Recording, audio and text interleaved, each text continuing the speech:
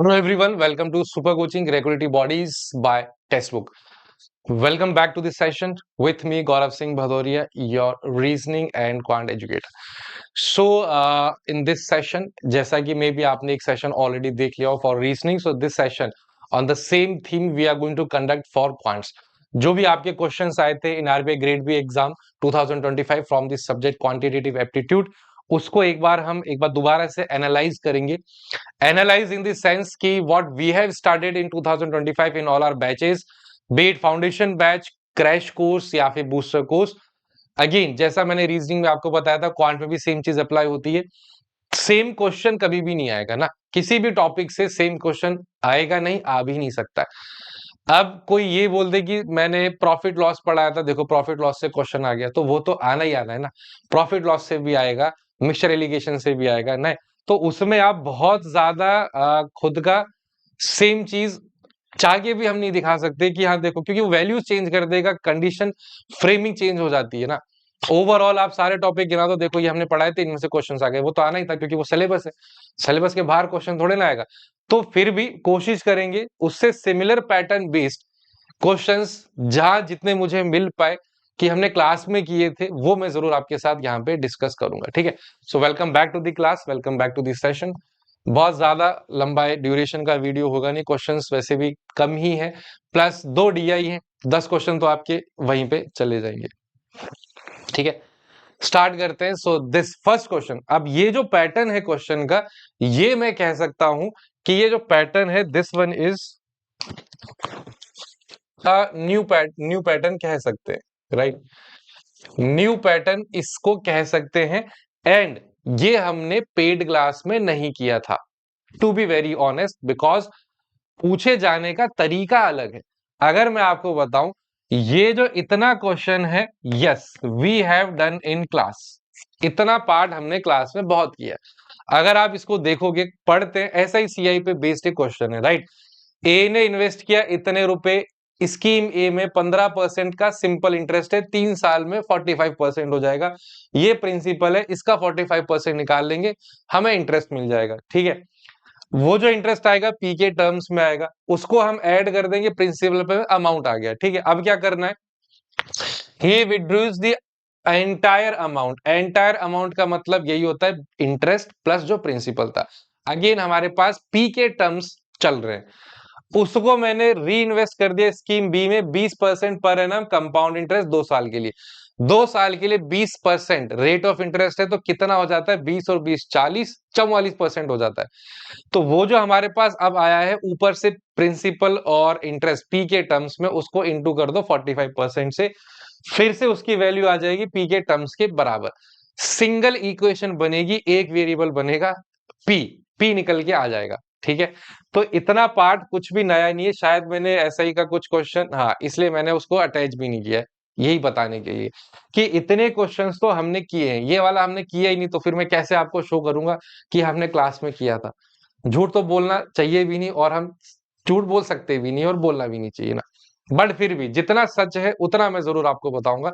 इतना जो क्वेश्चन है, if any of the student watching this video, अगर आप पार्ट थे या अभी पार्ट हो, बिकॉज जो हमने लास्ट ईयर पढ़ा था उसी के क्वेश्चंस इस साल लगभग 20 से 30% जो इंपॉर्टेंट है वो हम रिपीट करते हैं, बाकी 70 to 75% एकदम नया कंटेंट होता है. बट हाँ, आप ये अग्री कर सकते हैं, अगर क्योंकि आज अभी जो बैचेस चल रहे हैं 26 के, ये एसआईसीआई हो चुका है, या तो आप इस साल ये बैच में हो या फिर प्रीवियस ईयर थे, एक बार कंफर्मेशन कमेंट में जरूर दे देना, सो दैट जो बाद में बच्चे आए देखें, उनको ये फेक ना लगे, उनको रेलेवेंट लगे कि हाँ जो पढ़ रहे हैं, जो एग्जाम में आ रहा है, एक हद तक, एक लिमिट तक, नॉट 100%, बट हाँ 60 to 70%, 70% तक रेलेवेंस है, सेम चीजें घुमा फिरा के पूछी जा रही है. तो ये एक छोटा सा काम आप जरूर करना है. ठीक है, ये इतना पार्ट न जाने कितने क्वेश्चंस एसआई और सीआई के चैप्टर में हमने किए थे, तो अलग से स्क्रीनशॉट लगाने का कोई पॉइंट नहीं था. ये जो पूछने का तरीका है, ये क्वेश्चन नया नहीं है, ये जो यहाँ पे आस्किंग जिस हिसाब से पूछा गया है, that is new. New in the sense ये हमने क्लास में नहीं करे, क्योंकि क्या होता है, ये क्वेश्चन सॉल्व करवाया, मैं आपसे क्वेश्चन पूछ लूंगा what is the value of P, P की वैल्यू बता दो, या फिर उससे रिलेटेड कुछ पूछ लूंगा। अब यहाँ पे क्या कर दिया कि ये तीन चीजें, पी आपने निकाल लिया ना, अगर पी निकाल लिया तो interest earn from scheme A, scheme A से इंटरेस्ट कितना आया था वो टर्म था, वहां पी की वैल्यू डाल दोगे, उसको इससे इक्वेट करोगे, हाँ या ना, आएगा answer, either it will be right और रॉन्ग, तो ये सही है गलत है। यही इसने पूछा है कि कौन से सही है, पी आ गया तो ये तीनों निकाल लोगे, ये नया नहीं है, ये डिफिकल्ट नहीं है, ये टाइम टेकिंग है थोड़ा सा, इतना पार्ट ये भी टाइम टेकिंग नहीं है, बस उसको बार बार आपको चेक करना है, वहां थोड़ा सा टाइम आपका चला जाएगा। और ऐसे क्वेश्चंस कम से कम आगे भी मैंने नहीं लगाए, बिकॉज सेम ही पैटर्न पे बेस्ड थे, कोई इस पे बेस्ड हो गया, कोई मेंसुरेशन पे बेस्ड हो गया, बट था ये सेम। एक क्वेश्चन पूछ लिया, वो हमने क्लास में बहुत करे, उसके बाद 2 से 3 स्टेटमेंट उसी से रिलेटेड पूछ लिए, जैसे यहाँ पी की वैल्यू पूछ ली। तो आई विल से कि ये जो 3 से 4 क्वेश्चंस थे, दीज ऑल वर डुएबल, ये सब डुएबल थे। और ऐसा नहीं है कि आप में से कोई भी स्टूडेंट जो पेड बैच का स्टूडेंट था वो ये बोल दे आगे कि सर आपने ऐसे तरीके के नहीं करवाए तो हम ये क्वेश्चंस नहीं कर पाए, ऐसा आप बोल ही नहीं सकते, चाह के भी नहीं बोल सकते, क्योंकि ये जो पूछने का तरीका है बस ये थोड़ा सा नया था, इसने मल्टीपल क्वेश्चंस पूछ लिए। बट ये जो पार्ट था मेन तो ये ना, ये तो न जाने कितने क्वेश्चंस हमने इससे भी अच्छे अच्छे क्वेश्चंस एसआईसीआई में करे हैं। उसके बाद 2-3 चीजें घुमा फिरा के ट्वाइस ऑफ पी पूछ लिया, p/5 पूछ लिया, उसमें क्या है, इतना तो आप कर दोगे ना।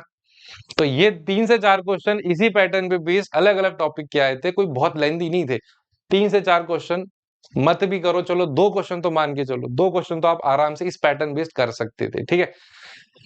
नेक्स्ट देखते हैं, जैसे ये आपका डेटा सफिशिएंसी हो गया, this is your DS. Data sufficiency का भी मैंने स्क्रीनशॉट नहीं लगाया है, रीजन बीइंग डेटा सफिशिएंसी जैसे हमने रीजनिंग में भी देखा था वो अपने आप में अलग अलग टॉपिक बेस्ड होता है। जैसे एज वाला हो गया, एज वाले हमने न जाने कितने क्वेश्चंस किए, एज पे बेस्ड, आपके प्रॉफिट लॉस पे, जो भी इंडिविजुअल टॉपिक है सब पे बेस्ड, ये भी आपके डेटा सफिशिएंसी कम से कम आई थिंक मैंने सारे पेस्ट नहीं करे, 3 से 4 क्वेश्चन आए थे जो आप आसानी से कर सकते थे। अगर मैं इस बार के 2025 के क्वांट की बात करूं तो आपके अटेम्प्ट, अगर आपने 3 महीने भी तैयारी की है अच्छे से, 7-8 घंटे दिए दिए ना, तो आपके 13 से 15 अटेम्प्ट, अटेम्प्ट की बात कर रहा हूँ, एक्यूरेसी तो फिर आप देखो आप कैसे करके आओगे, अटेम्प्ट की मैं बात कर रहा हूँ 13 से 15, I think, I am not sure, मैं अभी चेक करता हूँ, कट ऑफ आई थिंक कितनी 6-7 गई थी, कितनी गई थी, उसका डबल आराम से आपके अटेम्प्ट हो रहे थे। और अगर थोड़ा सा पेशेंस रखते, थोड़ा सा सेलेक्टिव हो जाते, क्वेश्चंस कौन से पिक करने हैं जैसे ये वाले और कौन से छोड़ने वो भी मैं बताऊंगा, तो आप इजीली गिवन टाइम में 13 से 15 क्वेश्चंस अटेम्प्ट कर सकते थे, just the double of cut off, आसानी से। पूरा पेपर हमें करना ही नहीं है ना, पूरा पेपर कोई भी नहीं करता, इसलिए इस बार कट ऑफ भी थोड़ी अच्छी गई थी, बिकॉज पेपर उस हिसाब से आया था, ठीक है। डेटा सफिशिएंसी इसका भी मैंने स्क्रीनशॉट नहीं लगाया, इसका मैंने जरूर लगाया, आगे मैं आपको दिखाऊंगा, इससे अच्छे क्वेश्चंस का स्क्रीनशॉट मैं आपको दिखाऊंगा। एक डीआई ये आया था, ये डीआई डुएबल थी, ये डुएबल थी, इसको करना था, ठीक है।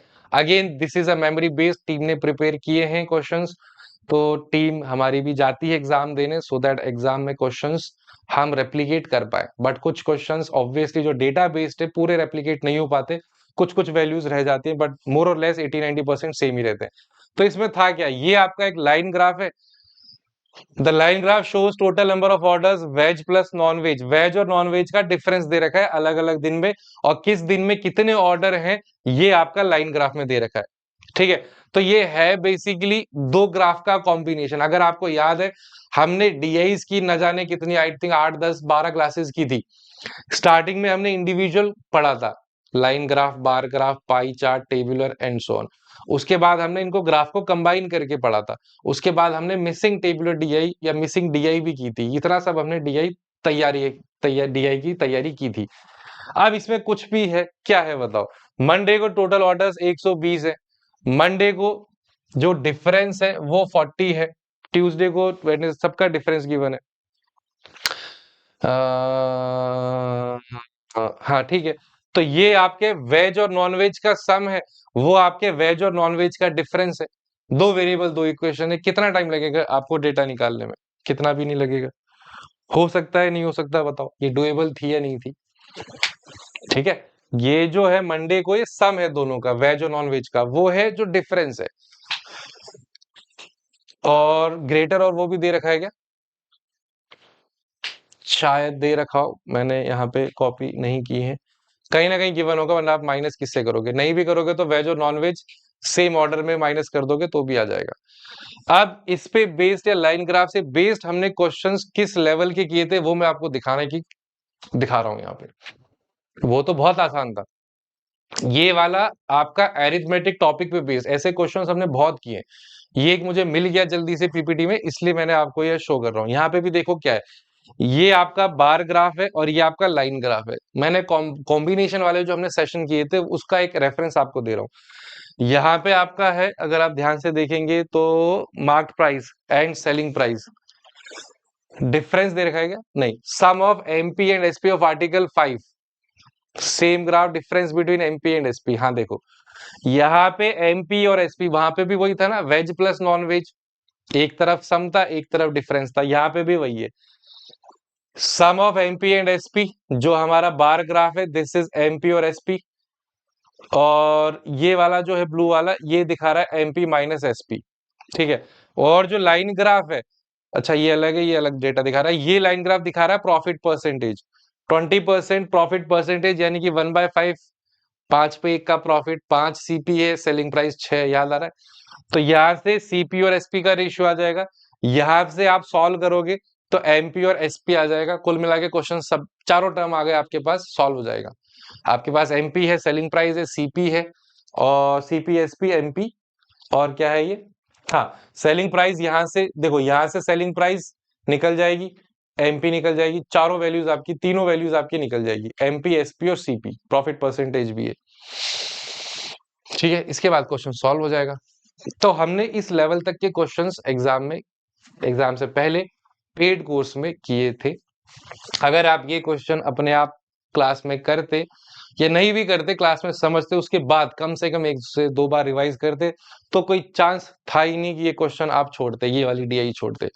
बहुत सारे स्टूडेंट्स का, अभी जो नए स्टूडेंट्स आ रहे हैं स्पेशली, जो इस बैच में आ रहे हैं 2026 वाले में, उनको आने मतलब जिस दिन वो एनरोल होते हैं उसी दिन से उनको डर लगता है कि सर हमने सुना है, we have heard so much about quantitative aptitude paper of RBI grade B, that this is of that exam level, उस एग्जाम लेवल का है, कट ऑफ क्लियर नहीं होती है, कुछ समझ में नहीं आता है, मतलब एक प्री माइंडसेट लेके आते हैं।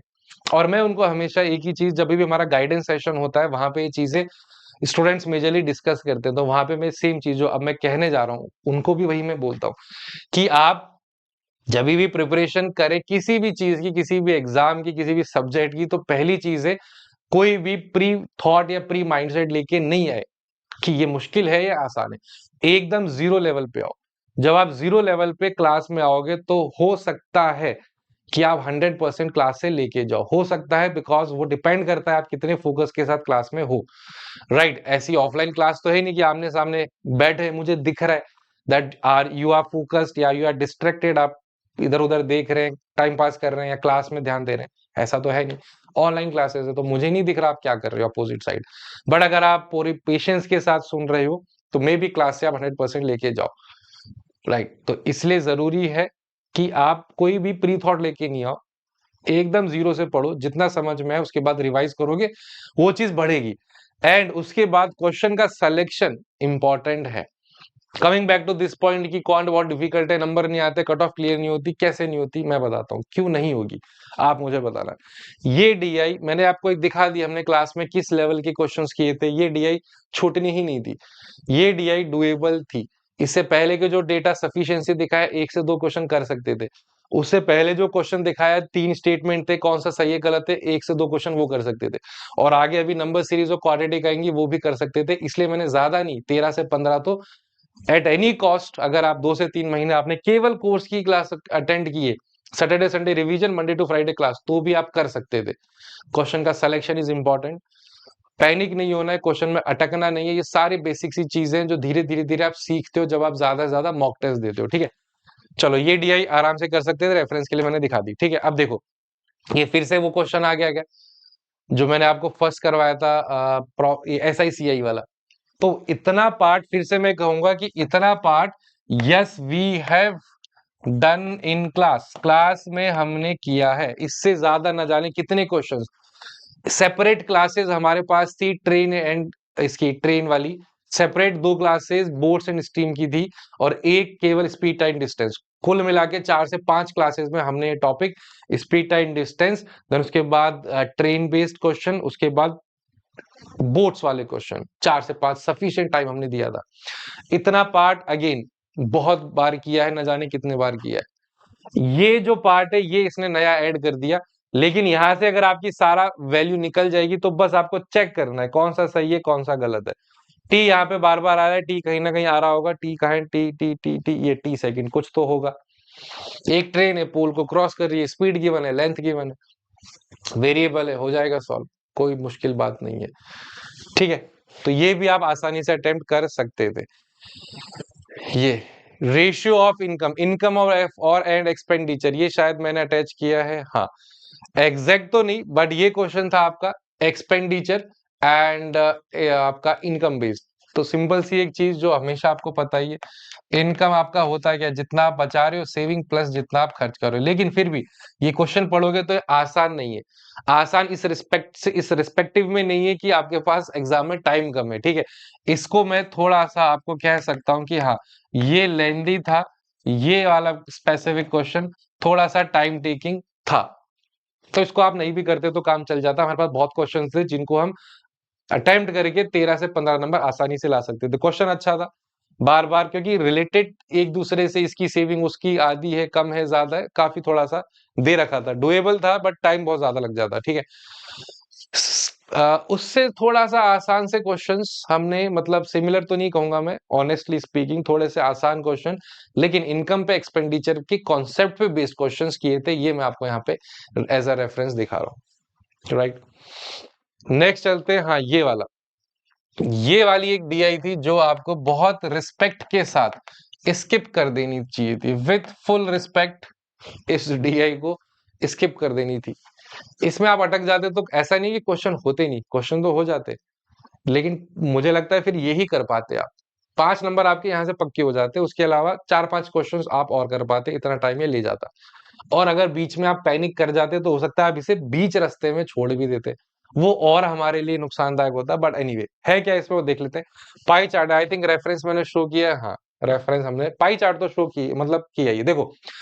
तो ये है क्या, एक बार देख लें। टेबल शोज, ये लेंदी है, अगेन डिफिकल्ट नहीं है, डिफिकल्ट का मतलब समझ में नहीं आया, लेंदी मतलब समझ में आ गया बट होने में, करने में टाइम लग रहा, दोनों चीजें अलग अलग होती हैं। ठीक है, ये आपका लेंदी है, डिफिकल्ट क्यों नहीं है, थोड़ा सा इसको एक बार देख लेंगे।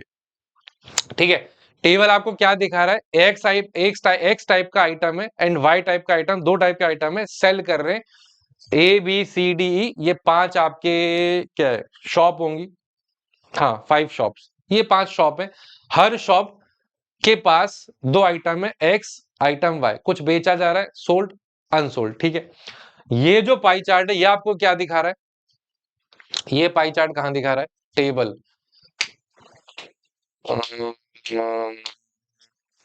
ऊपर से कंडीशन शायद चली गई है, total number of x type के आइटम, ये जहां तक मुझे याद है ये जो है आपके, ये वाला जो ग्राफ आपको दिखा रहा है, ये जो एक्स आइटम है ऑल शॉप्स के ABCD सोल्ड, वो डेटा ये दिखा रहा है, क्योंकि कल मैंने पढ़ा था बट हाँ शायद वो पेस्ट नहीं हुआ यहाँ पे। ठीक है, जो पाई चार्ट है वो आपको डिस्ट्रीब्यूशन दे रहा है कि हर 5 शॉप में एक्स आइटम कितना बिका है, और हर शॉप में एक्स आइटम जितना बिका है वो जो टोटल है वो आपको गिवन था 200।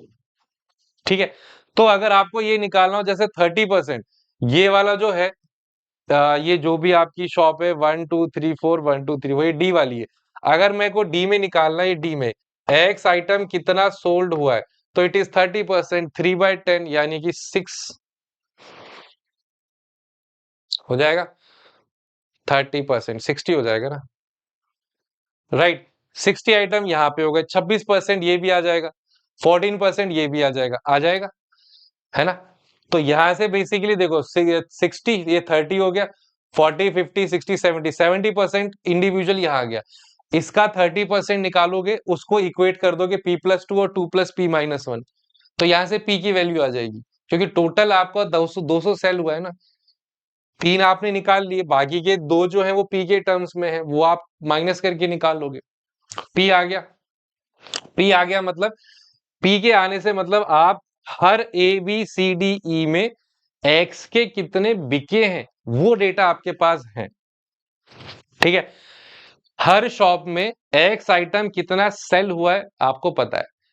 पहला जो एक टेबल है इसको देखो, अब ratio of number of X and Y sold. हर शॉप में एक्स कितना सोल्ड हुआ है आपको पता है, हर शॉप में वाई कितना सोल्ड हुआ है इस रेशियो से आ जाएगा। फिर y कितना सोल्ड अनसोल्ड हुआ है उसका रेशियो x का अनसोल्ड और y का सोल्ड जो भी रेशियो है ये आपको निकालने थे। तो मुश्किल कहीं से भी समझ में आ गया, मैंने आपको समझाया, इजीली समझ में आया कहां से कैसी चीज कौन सी चीज निकलेगी कहां यूटिलाइज होगी। लेंदी था लेकिन इसलिए इसको स्किप कर देना था, टाइम बहुत जाता है इसमें, होने में कुछ वो नहीं था कि मुश्किल था। अब एक बार ये भी देख लेते, ये क्लास का क्वेश्चन, ये मैंने रेफरेंस के लिए आपको शो किया है यहाँ पे। This is again pie chart का आया था तो पाई चार्ट का एक रेफरेंस ले लिया है। डिस्ट्रीब्यूशन है given pie chart, pi degree में डिस्ट्रीब्यूशन है डिशेज का, तो 3 3 6 6 अलग अलग डिशेज बन रही हैं किसी उसमें, उसका डिग्रीज में दे रखा है। डिग्रीज आपको पता ही है 360 डिग्री इज इक्वल टू 100%, वैसे हम डिस्ट्रीब्यूट करके ये इसका वैल्यू निकाल लेते हैं। कुछ डेटा भी हमको गिवन था, तो पाई चार्ट का भी क्वेश्चन हमने बहुत किए थे, इसको देखते हैं।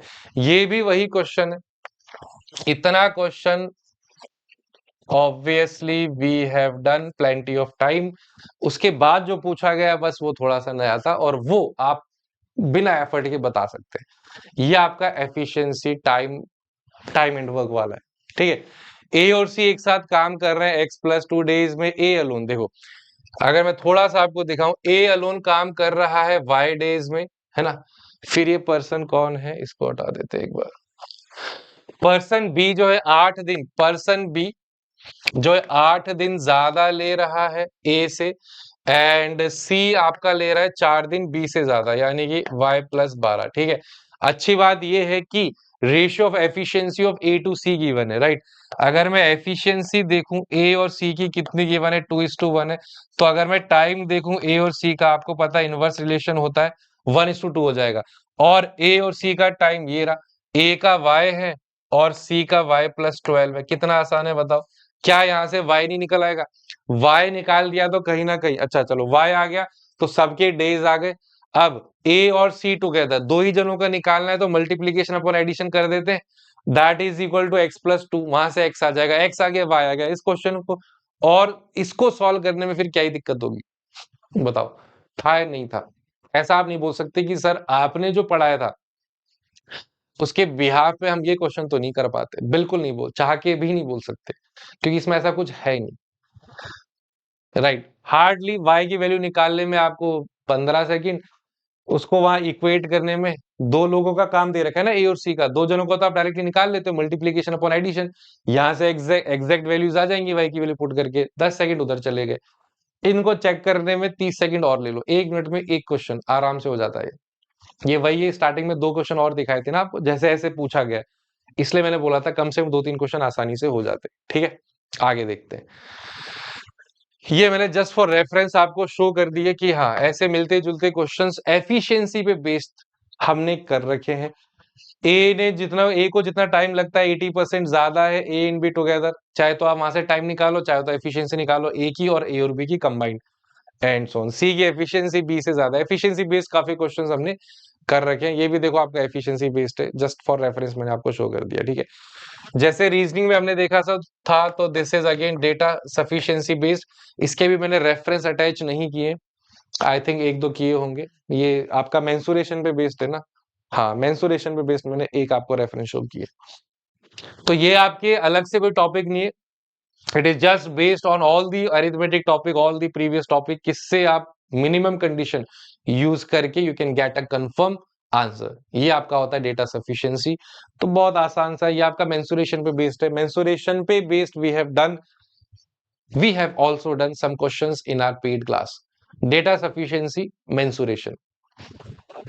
यहाँ पे सिलेंडर की बात हो रही है, वहां पे किसकी बात हो रही है, यहाँ पे सर्कल की हो रही है, और ज्यादा आसान है ना। सर्कल के फॉर्मूलेज तो चाह के भी आप भूल नहीं सकते, सिलेंडर कोन में भी कई बार हो सकता है कंफ्यूज हो जाओ, नहीं याद रहे, बट सर्कल जैसी चीज, रेक्टेंगल स्क्वायर जैसी चीज, फॉर्मूले भूल ही नहीं सकते, ना स्क्वायर के, ना पैरीमीटर के, ना किसी और चीज के, राइट। तो उससे भी related questions we have done in our class. इसको देखते हैं, ये थोड़ा सा अच्छा क्वेश्चन था जिसको फिर से पूरे रिस्पेक्ट के साथ स्किप कर देना चाहिए था।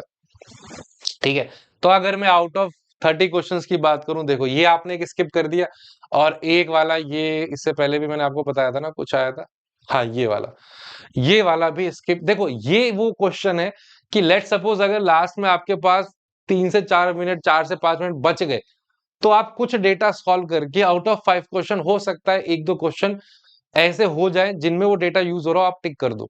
तो ये फिर भी मैं लास्ट में कर लूंगा अगर टाइम बचेगा, लेकिन अगर लास्ट में टाइम बचा है तो भी मैं इसको तो नहीं करूंगा, इसको तो मैं देखते ही छोड़ दूंगा, भले ये बाद में आसान निकले, बिकॉज मेरे पास और बहुत सारे क्वेश्चंस हैं। एंड अभी तक जितने क्वेश्चंस देखे मुझे लगता है 7 से 8 क्वेश्चन तो मैंने कर लिए। ठीक है, अभी और आ गया इजी, इजी क्वेश्चंस होंगे वो आप देखिए। तो ये 5 क्वेश्चन, 4 से 5 जितने भी है ये भी छोड़ दो। ये है आपके मिसिंग नंबर सीरीज, 2 से 3 क्वेश्चन मिसिंग नंबर सीरीज। इसके भी मैंने अलग से स्क्रीनशॉट नहीं निकाले, बिकॉज ये एग्जैक्ट लॉजिक बेस्ड क्वेश्चंस होते हैं, उसके आसपास के लॉजिक बहुत सारे हमने किए। प्रोडक्ट अगर आप केवल देखोगे, यहाँ 8 है, यहाँ 8 है, कोई एक ऐसा नंबर है जिसका ये मल्टीपल हो रहा है, 8 9 72, 8 7 15, जहां तक मुझे याद है। यहाँ से यहाँ इंटू 19 + 5 है, 9 8 जा 72 +5, यस, हर जगह इंटू 19 + 5 एक मल्टीप्लीकेशन फैक्टर चल रहा है। 2 से 3 क्वेश्चन आप आसानी से मिसिंग नंबर सीरीज से उठा सकते थे। मैंने रेफरेंस के लिए केवल 2 ही प्लेस करे, सारे प्लेस नहीं किए। ठीक है, क्वाड्रेटिक इक्वेशन, ये 5x² है, this is 5x², 10y², 100x। ठीक है, इसमें भी अगर आप देखोगे अभी आपको लगेंगे कि फैक्टर्स थोड़े से बड़े हैं, लेकिन कॉमन लेके आप काट दोगे ना, बहुत आसान फैक्टर निकल आएंगे। जैसे अगर मैं 5 से काटू तो 5 2 जा 10, 5 2 जा 10। ठीक है, 5 1 जा 5, 5 1 जा 5, 5 2 जा 10। प्रोडक्ट आपका पॉजिटिव है, समेशन आपका नेगेटिव आ रहा है, तो किसके फैक्टर देखेंगे। 8 से जाएगा, इफ आई डिवाइडेड बाय 5, 8 1 जा 8, 8 4 जा, हाँ देखो माइनस माइनस, इतने आसान इसके फैक्टर्स थे। ठीक है, तो 2 से 3 क्वेश्चन आप इजीली क्वाड्रेटिक से, एंड 2 से 3 क्वेश्चन आप इजीली मिसिंग नंबर सीरीज से पिक कर सकते थे।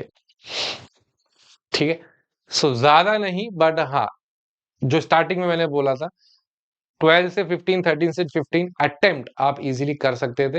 एंड देन आपकी एक्यूरेसी की बात है, अगर आप 100% एक्यूरेसी पूरे फोकस के साथ, पेशेंस के साथ करते तो पूरे नंबर भी आ सकते थे, लगभग कट ऑफ से double.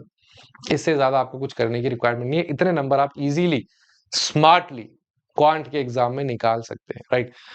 Especially for 2026 RBI Grade B examination, we have already launched this batch, that is officers batch, English medium batch, where all the lectures subjects will be taught to you in English, each and everything related to phase 1 and phase 2 plus interview guidance, each and everything is covered. It's be it your mentorship session as well, so you can try using code GRV for the maximum discount as well, right? All right, then see you all and keep preparing with us. Have a wonderful time ahead. Take care and goodbye.